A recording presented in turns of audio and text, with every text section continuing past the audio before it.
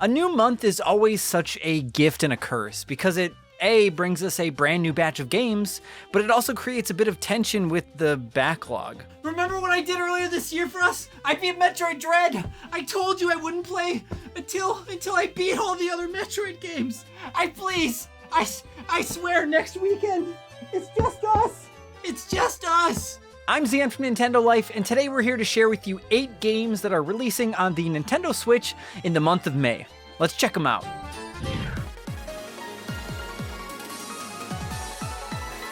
Kicking off the month for us on May 10th is a new game called Eiyuden Chronicle Rising. Now, if any of this looks familiar and possibly confuses your brain a bit, don't worry, I was also confused as well. This is actually an action RPG spin-off of Eiyuden Chronicle 100 Heroes, which is basically the spiritual successor to Suikoden. Now, a bunch of developers that worked on those games in the past are now working on this brand new series of games. Now, unfortunately, we don't know if the turn-based Eiyuden Chronicles 100 Heroes is going to be coming to Switch or not, but we do know that Rising will. Now, Rising puts you in the shoes of 3 different characters, and lets you hack and slash your way through a Muramasa the Demon Blade style adventure. One of the biggest takeaways for me is the art. Now, it looks great on other platforms, but we've yet to really see it running on Switch, so it's one of those things that only time will tell if this runs well.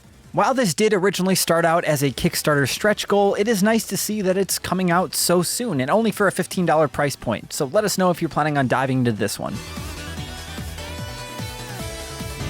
Step aside Dragon Quest XI S on the Nintendo Switch because I think we finally have a new winner for the longest Nintendo Switch title I have ever seen in my life.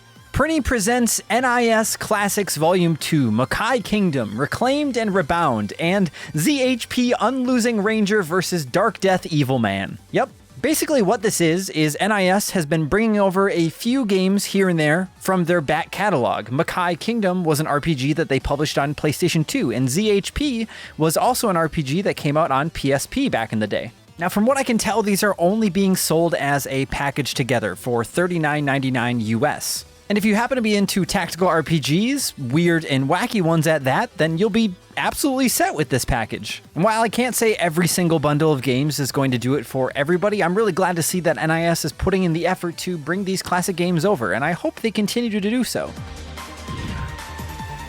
Then on the 12th comes a scientifically cute platformer that doesn't involve any jumping. It's all just kind of hookshotting. And it's called Get a Grip Chip and the Body Bugs. From what I've gathered, you play as this little robot named Chip that's been thrown or dropped or I guess swallowed by a human, and you're diving in to try to get their body working again. But the cool thing is that as you progress through the game, you'll actually gain information about the real-world human body. So while you're playing, you might actually learn something. And this could be an incredibly huge learning tool for kids. But the best part of all of this is that the game actually genuinely looks really fun. And it's only $3. Now, this version of the game does seem to be a remaster, and the whole body bugs thing is a new component.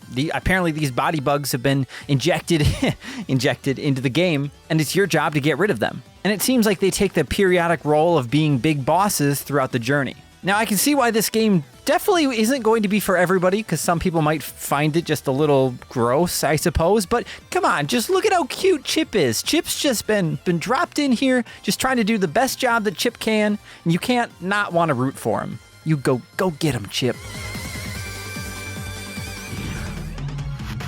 Art in video games has gotten to the point these days where sometimes it can be hard to tell the difference between something that was made in a video game engine versus something that was made in real life. Back in the early 90s, companies like Sega thought that full motion video was going to be the future of gaming, or at least part of it. And while that never really took off in the way that they thought, we still have developers out there that are trying to utilize full motion video in video games. Take, for example, the Centennial case, A Shijima Story, which is releasing on May 12th on the Nintendo Switch. This is a narrative-driven, time-bending murder mystery, and it surprisingly comes to us from Square Enix. You follow the story of Haruka Kagami, a novelist who's trying to tie up 4 different murder cases that have all been spread out throughout time. It looks like a lot of time and effort is being put into this game, so definitely let us know if it intrigues you. It's not every day when we see a game like this hit the Switch, or even any platform in general. Brand new shoot 'em ups aren't a dime a dozen like they were back in the arcade quarter-munging days. But thankfully, there is still a huge group of people out there that enjoy them, and there are some incredibly skilled and passionate developers out there making games in the genre. Take Cotton Fantasy, for example, which releases on May 20th on Nintendo Switch. Now, we actually went ahead and imported a Japanese copy of this game a few months ago as it released early in that region, and we reviewed it over on our website, so we'll leave a link to that in the description down below if you want to give it a look. Now, we won't review the score here, but we really liked it. There's a lot of replayability to be had, multiple different characters to play throughout the game with, and just an incredible amount of polish overall. If you're a fan of games like R-Type, you'll feel right at home with this one, even though it is a bit more on the cute side. Then launching on the 24th is a game that I'm pretty surprised we're honestly getting. This is Touken Ranbu Warriors, a Musou-style game, much like Hyrule Warriors, Fire Emblem Warriors, or Dynasty Warriors. This is a spin-off game of a series that is super popular in Japan. Apparently, this is a web browser card game. Now, if any of these characters happen to look familiar to you and you just can't pin it, it turns out that there actually was a Card Fight Vanguard set that was released here in the West based on these characters. And for me, that was the connection. That was where I had seen these characters before. Now, I tried very hard to understand the story of this game. There's time travel, and there's all of these different warriors set from across different points in time, and they're basically trying to stop this overwhelming evil force. And even though I didn't understand it, that's totally okay, because I know that there are people out there that are probably freaking out at the fact that this is coming out, because this is the first time these characters have ever been realized in a 3D space.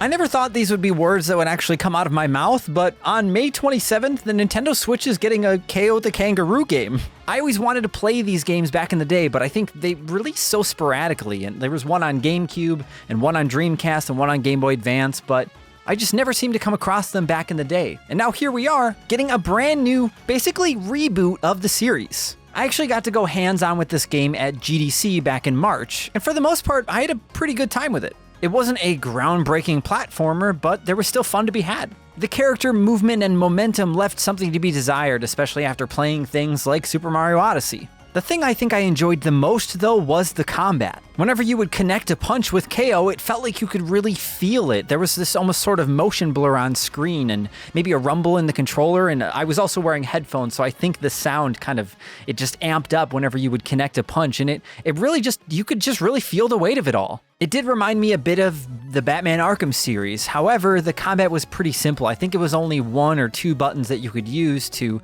actually fight back. And so I did wish that there was a bit more complexity to that, but maybe the further you play into the game, maybe you will unlock more things. I really enjoy the overall look of the game as well. It's super bright and vibrant. Now, I did play a PC build of the game, so I don't really know how it's going to shape up on Switch, but fingers crossed. And I'd say that if you're looking for something to kind of evoke those feelings of playing a platformer on the GameCube again, that you should keep your eyes peeled on this one, but definitely wait for our review.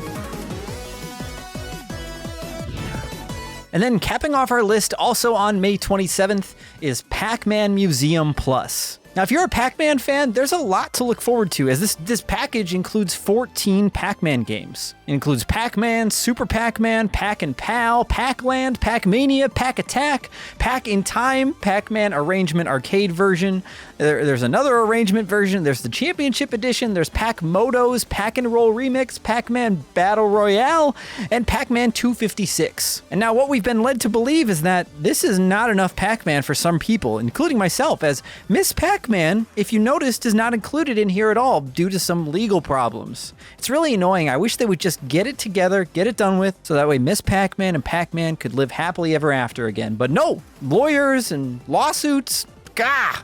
The cool thing traditionally about Namco Museum games is that they usually put a good bit of effort into the actual presentation aspect of the games. I remember playing one of these on PlayStation 1 back in the day, and you actually got to walk around in first person in kind of like this Namco style world in order to find the games and play them. It was really cool. But in Pac-Man Museum Plus, they're actually giving you an arcade to decorate with games, and based on how well you do in certain games and if you accomplish certain achievements, you'll unlock different items and arcades that that you can decorate your room with. And if this doesn't scream Animal Crossing, I don't know what does. It looks like a solid effort. Like I said, I just wish Miss Pac-Man was here. But if you can get over that fact, it looks like there's going to be a lot of cool Pac-Man stuff in this game.